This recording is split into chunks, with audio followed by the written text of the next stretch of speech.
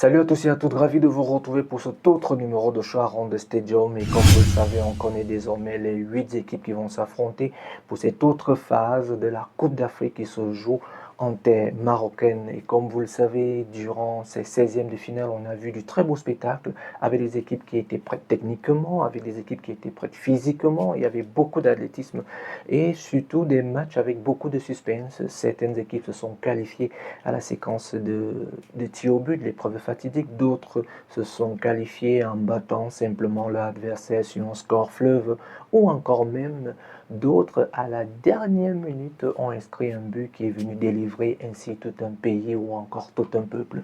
Voici les 8 carrés des finalistes qu'on connaît désormais, des prétendants à la Coupe des Nations. On peut d'ailleurs voir ici en premier les Sénégalais.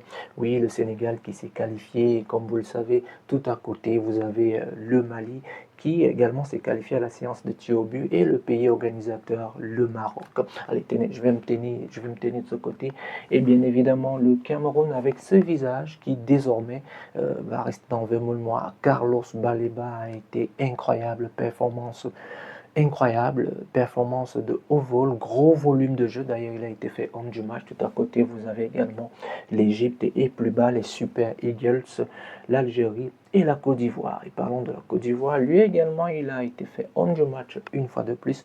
Eh bien, ce que vous devez savoir, c'est qu'on connaît désormais qui va affronter qui. Cela s'annonce palpitant pour justement ceux qui vont entrer dans le week-end parce que les premiers matchs, ce sera vendredi. Les premiers matchs seront vendredi. Vous pouvez d'ailleurs voir le tableau ici pour accéder ici le 18 janvier qui sera les finalistes. Eh bien, dans ce premier carré, vous pouvez d'ailleurs voir ce match dont je vous parlais tout à l'heure, un duel 100% de l'Afrique de l'Ouest, de la CEDEAO, le Mali et le Sénégal qui sont des nations qui se connaissent très bien.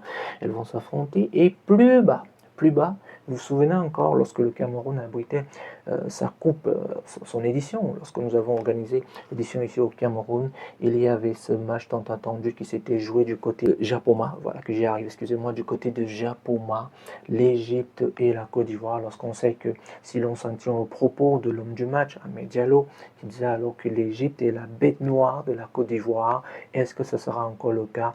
Ce n'est plus la même équipe qu'on a connue qui a joué au Cameroun, puisqu'elle est actuelle, elle détient le titre de champion d'Afrique.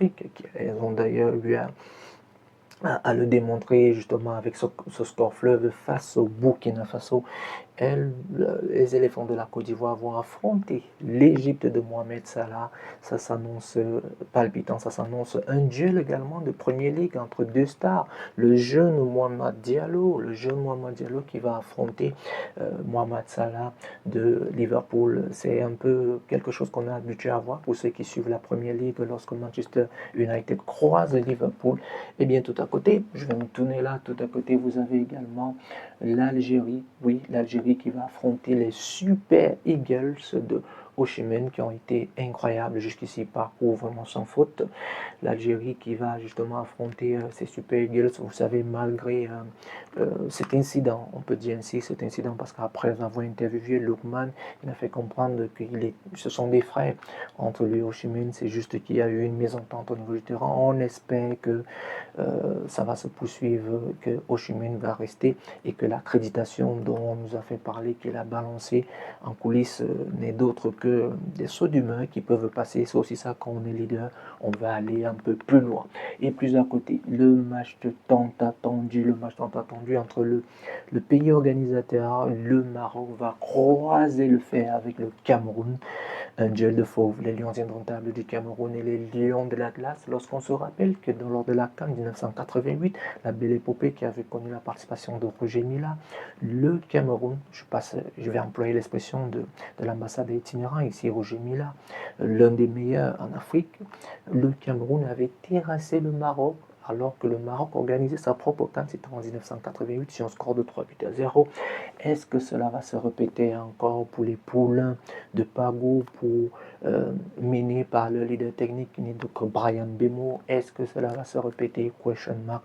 Pour ça, les Camerounais ont dû comme faire après avoir battu l'Afrique du Sud sur un score de 2 buts contre 1, de très beaux buts de Christian Kofani, mais aussi également de celui-là qu'on n'attendait pas, Junior Pion-Bois, qui avait déjà eu à marquer et dont son but avait été attribué au défenseur ivoirien, mais il a remis le compteur double. Donc ce match est attendu, c'est d'ailleurs le deuxième match de la journée de vendredi, lorsqu'il sera exactement 20h.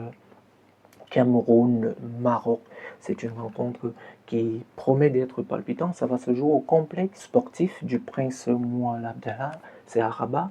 Et tout à côté, vous aurez également ce match qui va opposer à celui de l'Algérie au Nigeria. Voilà, vous connaissez désormais tous les tableaux de ces rencontres. Mali affrontera le Sénégal, la Côte d'Ivoire va affronter sa bête noire, les Pharaons d'Égypte entre l'éléphant. Ce sera un duel, peut-être, pourquoi pas une revanche pour le tenant du titre actuel qui n'est d'autre que la Côte d'Ivoire. Et ce match qui est entendu celui du Cameroun face au Maroc. Bien évidemment, moi je supporte mon pays, je supporte le Cameroun. Et c'est un match que je vous propose. Vous pouvez déjà faire vos pronostics et sachez que pendant cette période, on aura une pause de 48 heures pour permettre ainsi aux joueurs de pouvoir récupérer et de se préparer pour ce quart de finale qui s'annonce ouf. Kick-off vendredi lorsqu'il sera exactement 17h, 18h en temps universel pour le premier match et pour le second match lorsqu'il sera exactement 20h. Vous vous souvenez encore dans la séquence Belles Lettres, je vous proposais un ouvrage. Je n'ai pas l'écharpe rouge, je n'aborde pas l'écharpe rouge qui est devenue l'écharpe de la gloire glorieuse, pour ainsi employer les propos des supporters camerounais.